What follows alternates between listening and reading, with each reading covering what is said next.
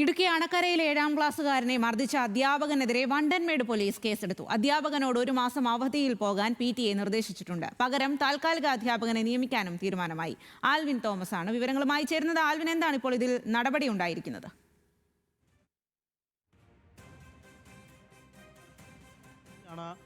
ഈ അധ്യാപകൻ അണക്കരയിലുള്ള സ്കൂളിലെ കുട്ടിയെ മർദ്ദിക്കുകയുണ്ടായത്.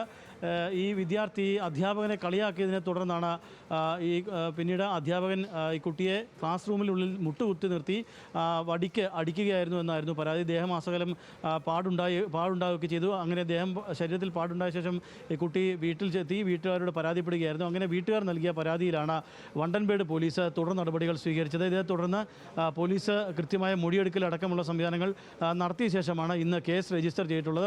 അധ്യാപകനായ ശിവകുമാറിനെതിരെയാണ് കേസ് രജിസ്റ്റർ ചെയ്തിട്ടുള്ളത്. ജുവനൈൽ ജസ്റ്റിസ് ആക്ട് പ്രകാരവും അതോടൊപ്പം തന്നെ BNS നിയമപ്രകാരവുമുള്ള വകുപ്പുകൾ ചുമത്തിയാണ് ഇപ്പോൾ അധ്യാപകനെതിരെ നടപടിയെടുത്തിട്ടുള്ളത്. അധ്യാപകനെ ഇപ്പോൾ താൽക്കാലികമായി സ്കൂളിൽ നിന്ന് മാറ്റി നിർത്തിയിരിക്കുകയാണ്. പകരം അധ്യാപകനെ നിയമിക്കും എന്നുള്ളതാണ് PTAയും അതോടൊപ്പം തന്നെ സ്കൂൾ അധികൃതരും ഇപ്പോൾ വിശദമാക്കിയിട്ടുള്ളത്. ഏതായാലും കേസിൻ്റെ നടപടിക്രമങ്ങൾ തുടരുകയാണ്.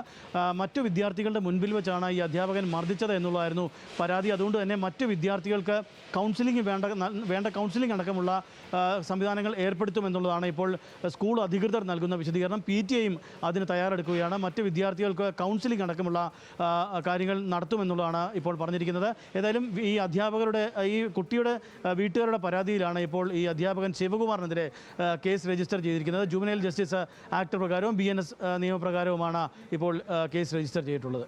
സ്വാതി.